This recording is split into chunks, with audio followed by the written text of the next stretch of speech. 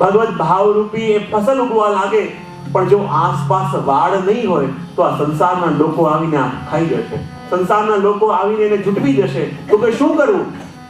તો કહે કૃષ્ણ નામ કી વાડ કર લે તો બચે તેરો ખેત. પણ એ ખેતરની આસપાસ કૃષ્ણના નામની વાડ કરી લે તો તારું ખેતર બચશે. પણ આપણે કરીએ છે શું? કોઈ પૂછ્યું કે આજકાલ લોકો આટલું ભગવત નામ લે, આટલી સેવા કરે, આટલા જપ કરે, પણ એને જેવું રિઝલ્ટ મળવું જોઈએ એવું મળતું કેમ નથી?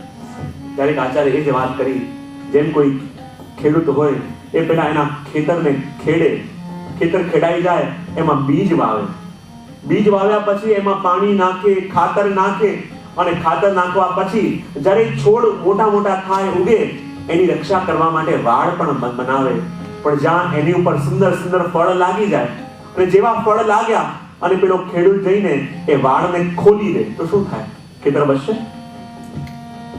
જેવું એ વાડને ખોલી દે અને બધા પશુઓ આવીને આખા ખેતરને ચરી જશે. કે આ જગતના લોકો પણ કંઈક એવું જ કરે છે. એ ખેતર ખેડે તો છે, બીજ રોપે તો છે, જલ આપે તો છે, ખાતર નાખે તો છે, પણ જે સમય એની અંદર ફળ લાગે અને એ સમય પોતાના ખેતરની વાડ ખોલી દે છે. અને ખેતરની વાડ ખોલવી એટલે શું?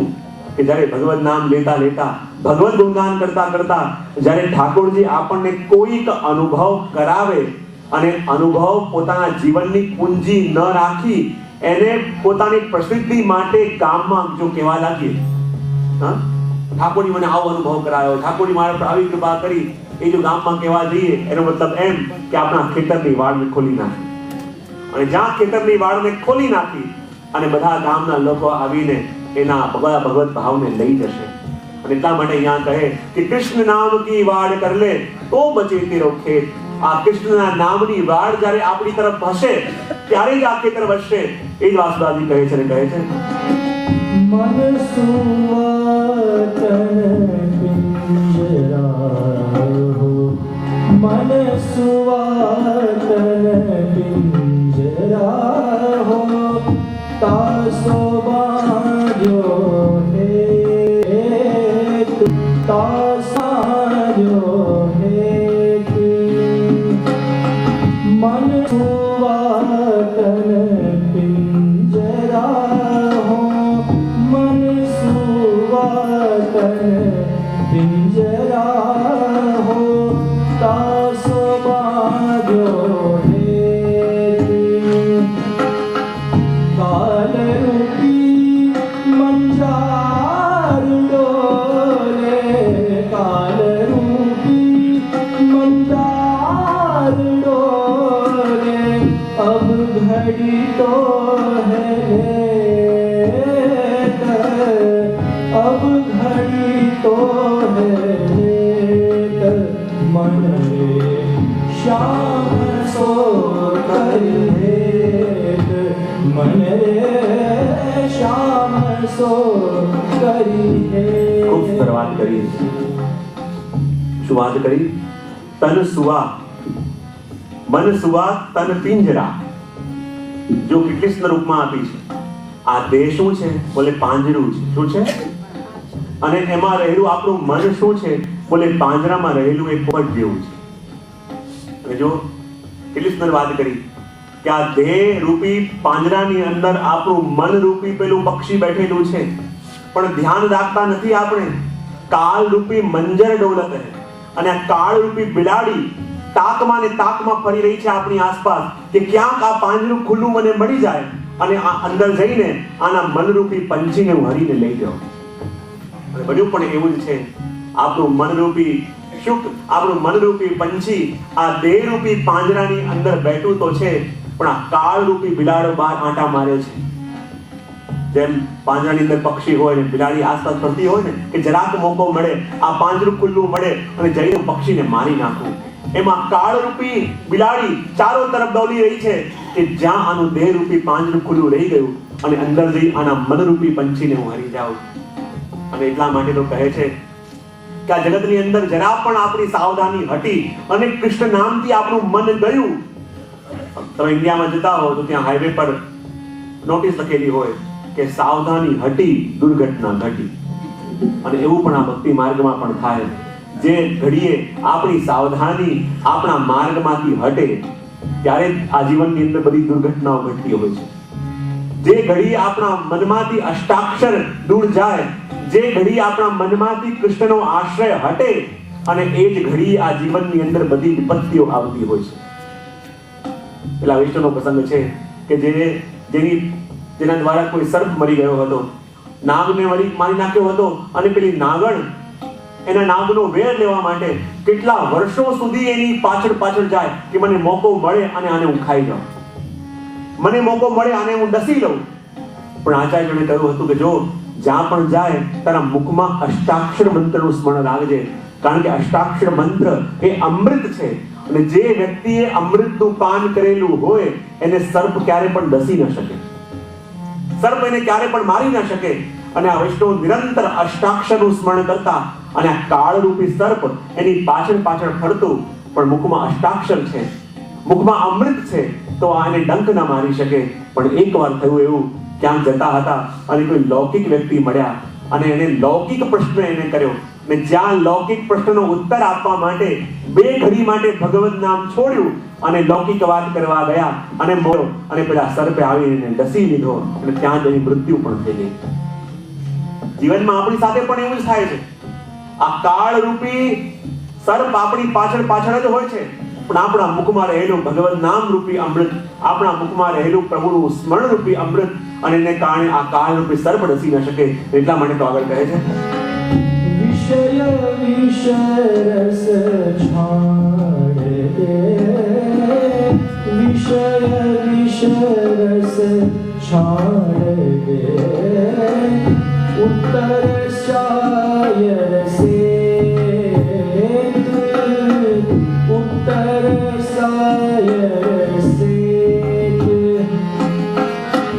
સુર શ્રી ગોપાલ ભજલે, સુર શ્રી ગોપાલ ભજલે, સુર શ્રી ગોપાલ ભજલે, ગુરુ બતાએ દેત, ગુરુ બતાએ દેત, મન રે શ્યામ સો હેત, મન રે શ્યામ સો કરી હેત, મન રે શ્યામ સો કરી હેત. એ જ વસ્તુ મહાપ્રભુજી પણ કહે કે આ કલિકાળની અંદર જે યજ્ઞ યાગાદિ કર્મો થઈ રહ્યા છે, એ યજ્ઞ યાગાદિ કર્મો પણ હવે કોઈ ફળ આપવા વાળા રહ્યા નથી. બોલે કેમ? તો કહે પાખંડૈકા પ્રયત્નેષુ, કારણ કે એ સમયે યજ્ઞો થતા પ્રભુની પ્રાપ્તિ માટે, પ્રભુની અનુભૂતિ માટે, અને હવે થઈ રહ્યા છે પોતાનો પ્રભાવ બતાવવા માટે, હવે થઈ રહ્યા છે લોકોને કોઈને કોઈ પ્રકારે ખેંચવા માટે, હવે થઈ રહ્યા છે કોઈ પણ અન્ય ઉદ્દેશોને કારણે. અને અન્ય ઉદ્દેશોને કારણે જ્યારે એ યજ્ઞો પણ થવા લાગ્યા તો એનું પરિણામ પણ મળવાનું બંધ થયું. એ વાત અહીંયા કહી રહ્યા છે. કોઈનો પ્રભાવ પાડવા માટે, કોઈને આંજી દેવા માટે જે કાર્ય થાય એની પણ અવસ્થા ન રહે. અને કહે કોઈ પણ યજ્ઞાદાદી કાર્ય આપણે કરતા હોઈએ, આની અંદર આટલી વસ્તુઓ જોઈએ: ચિત્તની શુદ્ધિ, પરમાત્માના મહાજ્ઞાન અને પ્રભુનો આશ્રય. આ 3 વસ્તુથી જે કાર્ય થાય તો એનું રિઝલ્ટ મળે. આ 3 માંથી એક પણ વસ્તુ ઓછી હોય તેનું કંઈ પરિણામ મળે ન. જો જે કૃષ્ણના આશ્રયની વાત અહીંયા પ્રભુ આપણને કહી રહ્યા છે અને બતાવી પણ રહ્યા છે. જો આ જગતના 6 સાધન આપણને બતાવ્યા, અને 6 સાધન બતાવ્યા પછી આ કહે છે કે જેનો આધાર લઈને આપણે બેસીએ છીએ એ એક પણ વસ્તુ કામ નથી આવવાની, પણ જેનો આધાર લેવાનો છે એ આપણા કૃષ્ણ છે, જેનો આધાર લેવાનો છે એ આપણા પ્રભુ છે. આગળના જે 6 શ્લોકો જોયા ને, એ 6 શ્લોકોની અંદર આ લૌકિક વસ્તુઓની, આ ધર્મના 6 સાધનોની નિષ્ફળતા બતાવી, અને આગળના 5 શ્લોકોની અંદર ભગવદ અનુભૂતિ, ભગવદ કૃપા અને ભગવદ આશ્રયની મહત્તા બતાવી છે. જગતના બધા સાધનોનો પરિચય આપણને આપી દીધો, આખા જગતનું દ્રશ્ય આપણને બતાવી દીધું, અને આપણને કહે છે કે એક તરફ આ દુનિયા છે અને એક તરફ મારા પ્રભુ છે.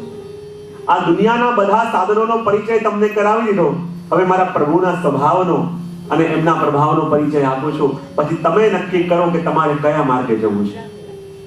તમે નક્કી કરો કે તમારે શું જોઈએ છે. એક તરફ છે આ દુનિયા, આપણે મધ્યમાં ઉભા છીએ. છઠ્ઠો શ્લોક છે ને, છઠ્ઠો શ્લોક એટલે આપણે બરાબર મધ્યમાં ઉભા છીએ. આગળ સુધી દુનિયાની વાત કરી અને આગળ હવે પ્રભુની કૃપાની, પ્રભુની અનુભૂતિની અને પ્રભુના નામના પ્રભાવની વાત કરશે. અને આપણને બતાવે છે કે આ બંનેમાંથી હવે તમારે નિર્ણય કરવાનો છે. તમારે કયા માર્ગે જવું છે. તમારે પાછા જવું છે કે આગળ જવું છે? પાછા દુનિયા તરફ જવું છે કે આગળ પ્રભુ તરફ જવું છે? અને જુઓ, પ્રભુ પણ આપણને પ્રેમ કરે અને આ દુનિયાના લોકો પણ આપણને પ્રેમ કરે, પણ બંનેના પ્રેમમાં ફરક શું? આ દુનિયાના લોકો આપણને પ્રેમ એટલા માટે કરે, પ્રભુ પણ આપણને પ્રેમ કરે ને આપણે પ્રભુને પ્રેમ કરીએ, પણ આપણા અને પ્રભુના પ્રેમમાં ફરક શું? બોલે આપણે પ્રભુને પ્રેમ એટલા માટે કરીએ કે પ્રભુ આપણને વસ્તુઓ આપે. શેના માટે? બોલો તો ખરા. બહુ સરસ. આપણે પ્રભુને પ્રેમ એટલા માટે કરીએ છીએ કે પ્રભુ આપણને વસ્તુઓ આપે. અને ભગવાન આપણને વસ્તુઓ એટલા માટે આપે છે કે કોઈ પણ બહાને મને પ્રેમ તો કરે. જ્યારે આપણે પ્રભુને પ્રેમ કરીએ એમાં પ્રેમ સાધન અને વસ્તુઓ સાધ્ય, અને જ્યારે ભગવાન આપણને વસ્તુઓ આપે તેમાં વસ્તુઓ સાધન અને ભક્તનો પ્રેમ સાધ્ય છે. આપણે પ્રેમ કરીને વસ્તુઓ ચાહીએ છીએ અને ભગવાન વસ્તુઓ આપીને આપણો પ્રેમ ચાહે છે. એ જ ફરક છે આપણી અંદર અને પ્રભુની અંદર.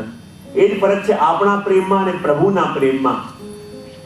કોઈએ પરિચય આપ્યો કે આ દુનિયાના લોકો પણ આપણને પ્રેમ કરે અને પ્રભુ પણ પ્રેમ કરે. હવે આપણે બરાબર મધ્યમાં ઉભા છીએ, પેલા ક્લિયર કરીને જઈએ આપણે જવું ક્યાં છે. એક તો દુનિયા છે, એક તો પ્રભુ છે. આ દુનિયાના લોકો પણ આપણને પ્રેમ કરે અને પ્રભુ પણ પ્રેમ કરે, પણ આ દુનિયામાં કોઈ આપણને સાચો પ્રેમ કરે એનું લક્ષણ શું? તો કોઈ કહ્યું આ દુનિયામાં તમને જે સાચો પ્રેમ કરે ને એની સૌથી મોટી લક્ષણતા એ છે કે જે તમને પ્રેમ કરે એ તમને સ્વતંત્રતા કેટલી આપે છે, એ તમને ફ્રીડમ કેટલી આપે છે. આ દુનિયામાં જે પણ પ્રેમ કરવાનો દાવો કરતા હોય એ બાંધવાનું કામ કરશે. અને હંમેશા જોજો, મોહ હોય ને એ મોહ માણસને બાંધે અને પ્રેમ માણસને મુક્ત કરે. આ દુનિયાના લોકો પણ આપણને પ્રેમ કરે, પ્રભુ પણ પ્રેમ કરે, પણ બંનેમાં ફરક એટલો કે આ દુનિયા જ્યારે પ્રેમ કરે ત્યારે બાંધવાનું કામ કરે અને જેવો પ્રેમ ભગવાન કરે અને જેવી સ્વતંત્રતા આપણને પ્રભુ આપે એવી આ દુનિયામાં કોઈ આપી ન શકે. અને પ્રભુએ આપણને કેવી સ્વતંત્રતા આપી કે જે પ્રભુએ આપણું સર્જન કર્યું, જે પ્રભુએ આપણને બનાવ્યા, જે પ્રભુના આપણે અંશ છીએ, તો આપણું સર્જન કરી પ્રભુએ એટલી મોટી સ્વતંત્રતા પણ આપણને આપી દીધી કે ભગવાનનો બનાવેલો માણસ જ એક દિવસ ઉઠીને કહે કે દુનિયામાં ભગવાન જેવું કાંઈ નથી. વિચાર કરો, આટલી મોટી સ્વતંત્રતા, આટલી મોટી ફ્રીડમ આપવાની રિસ્ક આ દુનિયામાં કોણ લે? તમારા ઘરમાં પણ કોઈ કામ કરતું હોય, તમારા બિઝનેસમાં કોઈ કામ કરતું હોય અને એ પણ તમારાથી આડો ચાલે, તમે એને રાખો? શું?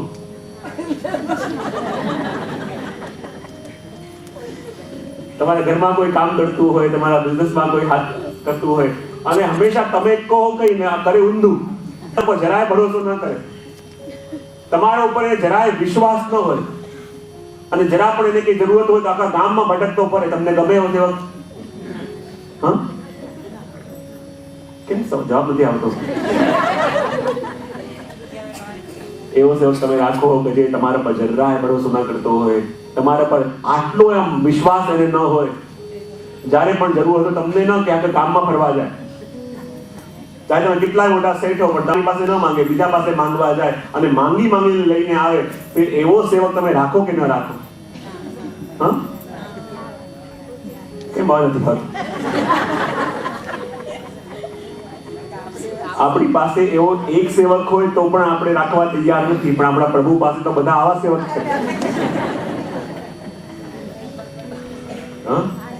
આપણા પ્રભુ પાસે તો બધા આવા સેવક જ છે, છતાં પ્રભુ આપણને રાખે છે, છતાં પ્રભુ આપણને એમની સામે બેસવાનો મોકો આપે છે, છતાં પ્રભુ આપણને એના ગુણગાન ગાવાનો મોકો પણ આપે છે.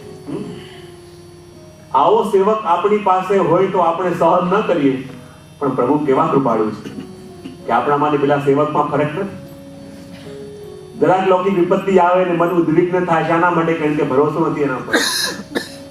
જરાક આપત્તિ આવે ને આખા ગામમાં ભટકવા જઈએ આપણે, શાના માટે? કારણ કે એના પર વિશ્વાસ આપણને નથી. ને છતાં પ્રભુ કે ના, તું મારો સેવક છે. તો જેવી સ્વતંત્રતા પ્રભુ આપણને આપે એવી સ્વતંત્ર આ દુનિયામાં આપણને કોણ આપે? અને બીજી વસ્તુ એ પણ બતાવી કે આ દુનિયામાં કોઈનાથી આપણે પ્રેમ કરતા હોઈએ તેની મોટી લાયકાત શું? બોલે આ દુનિયામાં તમે જેનાથી પણ પ્રેમ કરતા હો તો એનો આધાર એ વાત પર કે તમને જ્યારે જરૂરત હોય ત્યારે તમારા મદદ કે તમારી કામમાં આવે છે કે નહીં. પ્રેમની લક્ષણતા શું? સારા ટાઈમે તો સારા દિવસોમાં તો ગપ્પા બહુ મારે, બહુ સારા મીઠી મીઠી વાતો પણ કરે, તમારી જોડે ફરવા પણ આવે, પણ જ્યારે તમને એની સાચી જરૂરત છે ત્યારે તમારો સાથ આપે છે કે નહીં? વિચાર કરો. દુનિયામાં આપણને બે પ્રકારના લોકો મળતા હોય. કેટલા? બોલો તો ખરા. એક પ્રકારના લોકો એ કે જે રોજ આપણને મળવા માટે આવે, રોજ આપણી સાથે સુખ દુઃખની વાતો કરે, રોજ આપણી સાથે કલાકો બેસે, ખાય પીએ. અને બીજા પ્રકારના લોકો એ કે જ્યારે એને કામ પડે અને જરૂરત હોય ત્યારે તમને મળવા આવે કે ભાઈ વચ્ચે થોડી આજની તકલીફ ચાલે છે. તો આ બે પ્રકારના લોકો આપણને રોજ મળતા હોય, બરાબર? હવે વિચાર કરો, તમે અડધી રાતે સૂતા હો અને પેલા માણસનો ફોન આવે કે જે રોજ તમને મળવા આવે છે તેનો નંબર તમે જોઈને ફોન ઉપાડશો કે નહીં? તો બીજી વાર અમને નથી ખબર હોય, ઉપાડશો કે નહીં? અને તમને કહે કે મારે હમણાં બહુ જરૂરી કામ છે, તું મારી મદદ કરવા આવ, તો જશો કે નહીં? અને એ જ ટાઈમે પેલા માણસનો ફોન આવ્યો કે જ્યારે એને જરૂરત હોય ત્યારે તમારી પાસે આવતો હોય અને એનો નંબર તમે અડધી રાતે ફોનમાં જોયો, શું કરશો? હા, શું કરશો? કોઈ નહીં ઉપાડે, કોઈ કટ કરી દેશે. સિલિકોન વેલી કહેવાય તો. કોઈ કટ કરી દેશે, કોઈ ફોન નહીં ઉપાડે, કોઈ એની લાઈન બિઝી કહી દેશે. તો આ બે પ્રકારના લોકો હોય, પણ જે રોજ મળે છે, રોજ વાતો કરે છે, રોજ આવીને બેસે, એ ફોન કરે તો અડધી રાતે પણ એનો ફોન ઉપાડી લઈએ, એ બોલાવે તો અડધી રાતે પણ મળવા એને જઈએ. પણ પેલો વ્યક્તિ કે જ્યારે કામ પડે ને સ્વાર્થ હોય ત્યારે મળવા આપણને આવે અને એ ફોન કરે તો એનો ફોન આપણે શું કરીશું? વાહ, કટ કરી દઈશું. તો આપણે પણ વિચાર કરવાનો કે પ્રભુ પાસે પણ આ બે પ્રકારના લોકો જાય. એક રોજ સેવામાં આવે છે, રોજ પ્રભુની ટહેલ કરે, રોજ ઠાકોરજીનું નામ લે, રોજ ઠાકોરજીનું સ્મરણ કરે, રોજ ઠાકોરજીના સત્સંગમાં આવે. અને બીજા પ્રકારના લોકો એ પ્રભુ એમ તો ક્યારે આવતો નથી, પણ આજકાલ દુકાનમાં બહુ તકલીફ ચાલે છે, કૃપા કરજો. તો આ બે પ્રકારના લોકો પ્રભુ પાસે પણ જવા વાળા છે. હવે જો આપણે પ્રભુની પાસે આવ્યા અને વિનંતી કરતાની સાથે વિનંતી પૂરી થઈ ગઈ તો સમજી લેવાનું કે પેલા બે માંથી આપણે કયા? જેવો પ્રભુને ફોન કર્યો અને સામે ફોન રિસીવ થઈ જાય તો સમજી લેવાનું કે આપણે કયા.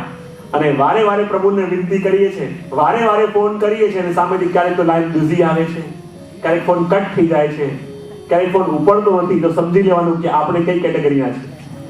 પેલા બે માં. ફોન ઉઠી જાય તરત પ્રભુ સ્વીકાર કરી લે તો માની લેવાનું, અને ન સ્વીકાર કરે તો પણ સમજી જવાનું.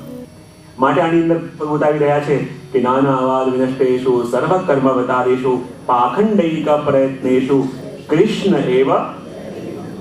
યજ્ઞાદિ કાર્યોની એટલે કે કર્મની પણ અહીંયા નિષ્કળતા બતાવી અને આગળ 7મા શ્લોકથી શ્રી મહાપ્રભુજીએ ઠાકોરજીના એ અલૌકિક નામ, રૂપ, લીલા અને સ્વભાવનો પરિચય કરાવવાનો પ્રારંભ કર્યો કે હમણાં સુધી તમને દુનિયાની નિષ્ક્રિયતા બતાવી, હવે કૃષ્ણની અદ્ભુતતા, કૃષ્ણની સર્વ સમર્થતાનું દર્શન તમને કરાવું છું. અને 7મા શ્લોકની અંદર વર્ણન કરતા શ્રી મહાપ્રભુજી કહે, અજામિલાદિ દોષાનાં નાશકોનો ભવે સ્થિત જ્ઞાપિતાખિલ મહાત્મ્ય કૃષ્ણ એવ ગતિર્મમ. અજામિલાદિ દોષાનાં નાશકોનો ભવે સ્થિત જ્ઞાપિતાખિલ મહાત્મ્ય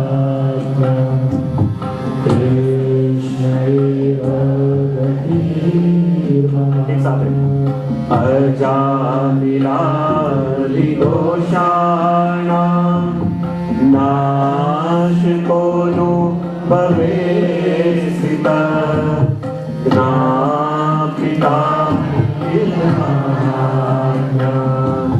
કૃષ્ણ એવ ગતિ. એક સાથે બધાનો અવાજ આવવા જોઈએ. અજામિલાદિદોષાણામ નાશકોનો ભવે સ્થિતા જ્ઞાપિતા કૃષ્ણ એવ ગતિ મમ કૃષ્ણ એવ ગતિ કૃષ્ણ એવ ગતિ મમ કૃષ્ણ એવ ગતિ મમ.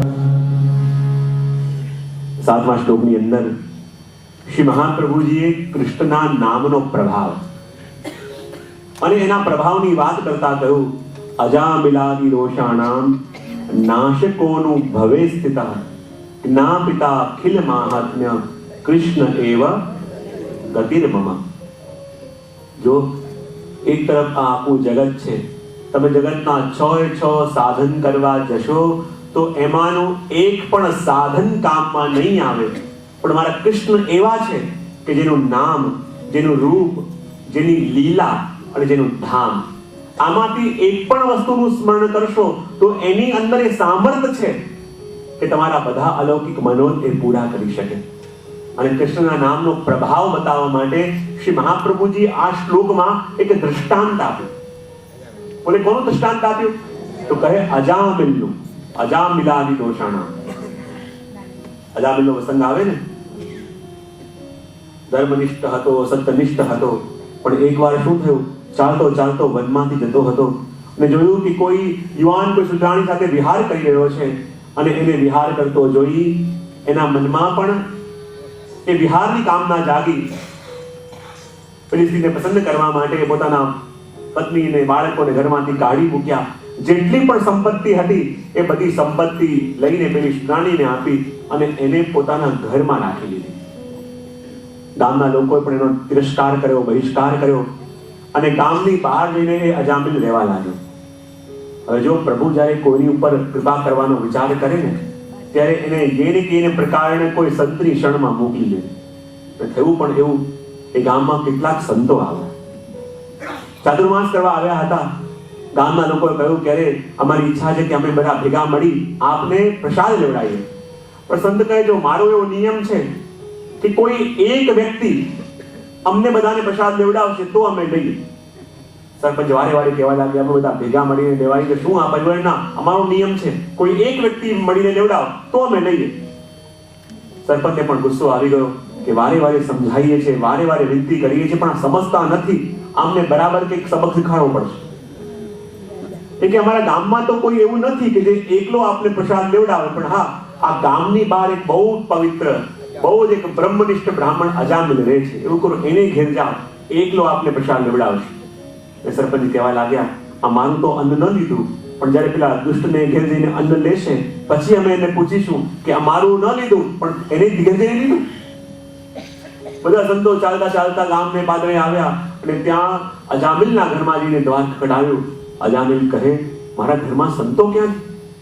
હું તો ક્યારે ભગવત નામ લીધો નથી, તિરસ્કૃત થયો છું, ગામના લોકોએ મારો ત્યાગ કર્યો છે, પણ મારા ઘરમાં સંતો આવ્યા. પોતાની જાતને વેચવી પડે તો પણ આજે હું પાછો નહીં ફરું. બધા સંતોને મહાપ્રસાદ લેવડાવ્યો અને મહાપ્રસાદ લેવડાયા પછી એ સંતોને ખબર પડી કે અમે કોને ઘેર અન્ન ખાધું છે. આખા ગામમાં જેને તિરસ્કાર કરીને બહાર કાઢવામાં આવ્યો છે, શુદ્રાણીને લઈને જેને પોતાના ઘરમાં રાખી હતી, જે ધર્મથી ભ્રષ્ટ થયો છે, એનું અમે અન્ન ખાધું. સંતો વિચાર કરે પણ જેનું અન્ન ખાધું છે એને કંઈક તો આપીને જઈશું. અને જ્યાં અજામિલ આવ્યો એની પત્ની આવી ને શું જોયું કે એની પત્ની ગર્ભવતી છે. જ્યાં ખબર પડી કે એની પત્ની ગર્ભવતી છે, અજામિલને જઈને કહે કે જો અજામિલ અમે બ્રાહ્મણ છીએ, તારે ઘેર બ્રહ્મ ભોજન અમે કર્યું છે, પણ એવો નિયમ છે કે બ્રહ્મ ભોજન કરાવે તો દક્ષિણા આપવી પડે, તો તારે ઘેર ભોજન કર્યું, અમે દક્ષિણા નહીં આપે? અજામિલ કહે, અરે જે માંગો તે આપું, જે કહો તે આપું.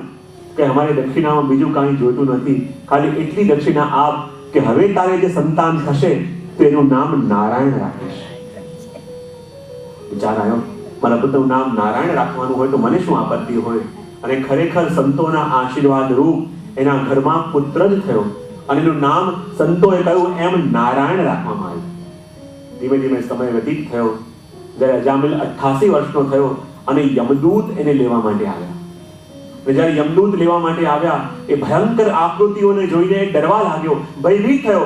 અને ભયભીત થયો તો સૌથી નાના પુત્ર નારાયણમાં જેની આસક્તિ હતી એ નારાયણને પુકારવા લાગ્યો, હે નારાયણ, હે નારાયણ, નારાયણ. અને જ્યાં પ્રભુને પુકાર્યા અને પ્રભુના દૂતો ભાગતા ભાગતા આવી ગયા અજામિલની પાસે અને યમદૂતોને કહે, તમે અહીંથી દૂર જાઓ, આ પ્રભુના ધામનો જીવ છે, તમે એનો સ્પર્શ ન કરી શકો. યમદૂતો કહેવા લાગ્યા, અરે આ પ્રભુના ધામનો નહીં, આ તો યમલોકનો જીવ છે. આખું જીવન પદભ્રષ્ટ થઈને રહ્યો છે, ધર્મથી ભ્રષ્ટ થયો છે અને એવા એવા ખરાબ કામ આણે કર્યા છે કે આ યમલોકમાં જવાને લાયક છે. દેવતાઓના દૂત કહેવા લાગ્યા, કંઈ પણ થાય આ અમારા લોકનો છે, કારણ કે એણે અંત સમયમાં પ્રભુનું નામ લીધું. યમદૂતો કહેવા લાગ્યા, આપની કંઈ ભૂલ થતી લાગે છે. એને નારાયણ અવાજ કર્યો તો ખરા, પણ નારાયણ કહીને પ્રભુને નથી બોલાવ્યા, પણ એના પુત્રને બોલાવ્યો છે. ત્યારે યમદૂતો કહેવા લાગ્યા કે જેમ એક બીજ હોય, એ બીજ ખેતરમાં ઊંધું પડે, સીધું પડે, આડું પડે, ટેઢું પડે તો પણ પરિણામ આપે. એ જ પ્રકારે આ દુનિયાની અંદર જેટલા પણ નામ છે એ બધા નામ નારાયણના જ છે. પણ જે નામ મુખમાંથી નીકળે એ આ જગત પર થઈ જાય. અને દુનિયાનું કોઈ પણ નામ તમારા નાભીમાંથી નીકળે તો એ પ્રભુ પર થઈ જાય. અને જ્યાં આર્ત ભાવથી અજામિલે પુકાર્યા કે હે પ્રભુ, અને સ્વયં પ્રભુના દૂતો આવી ગયા. યમદૂતોને પાછા મોકલ્યા અને યમદૂતો આવ્યા યમરાજ પાસે અને કહે કે જો પેલા દુષ્ટને લેવા માટે અમે ગયા, પણ દેવદૂતો એમને પાછા મોકલ્યા, તો પહેલા આપ અમને બતાવો કે અમારે કોના ઘરમાં જવું અને કોના ઘરમાં ન જવું. અને ત્યારે યમરાજે વાત કરી કે જુઓ યમદૂતો, એક વસ્તુ સાંભળજો, તમારો પ્રવેશ એ જ ઘરમાં છે જે ઘરમાં ઠાકોરજી બિરાજતા ન હોય, જે ઘરમાં ક્યારે પણ સત્સંગ થતું ન હોય, જે ઘરમાં ક્યારે પણ હરિગુરુ અને વૈષ્ણવ આવતા ન હોય. તમે ખાલી એ જ ઘરમાં જઈ શકો, પણ જેના ઘરમાં ઠાકોરજીની સેવા બિરાજતી હોય, જેના ઘરમાં સત્સંગ થતું હોય, જેના ઘરમાં વૈષ્ણવ અને ગુરુજનો આવતા હોય, એ યમદૂતો તમારો પ્રવેશ એ ઘરની અંદર ક્યારેય પણ થઈ ન શકે. તમે ખાલી બહાર જઈ શકો. અને આ પ્રભાવ જ્યારે જુઓ ભગવદ નામનો, કે ઠાકોરજીનું નામ લેવા માત્રથી, ઠાકોરજીના નામનો પુકાર જાણતા અજાણતા કરવાથી પણ આ યમના પાશમાંથી છૂટ્યા, યમદૂતોના હાથમાંથી છૂટ્યા. અને એવો કૃષ્ણના નામનો પ્રભાવ છે જે શ્રી મહાપ્રભુજી આપણને બતાવી રહ્યા છે. અને એટલા માટે તો કહે છે, અજામિલા નિદોષાણામ નાશકોનો ભવે સ્થિતા જ્ઞાપિતાખિલ મહાત્મ્ય કૃષ્ણ એવ ગતિ મમ.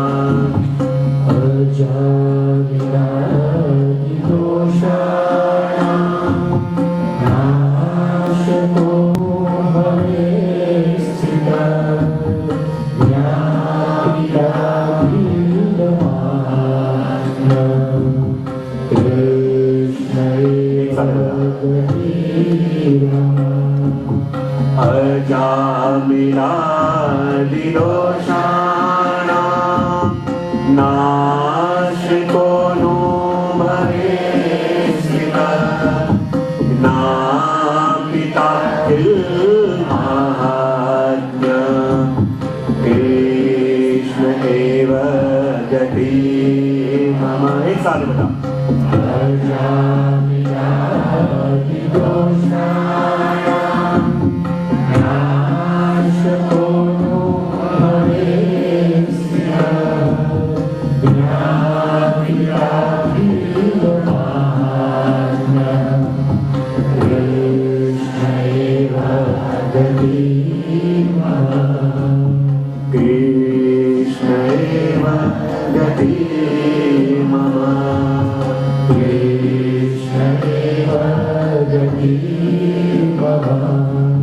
कृष्ण एव धीमः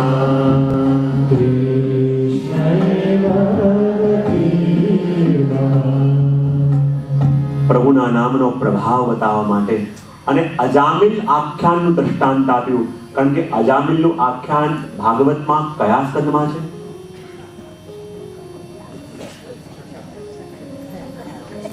કયા સ્કંદમાં?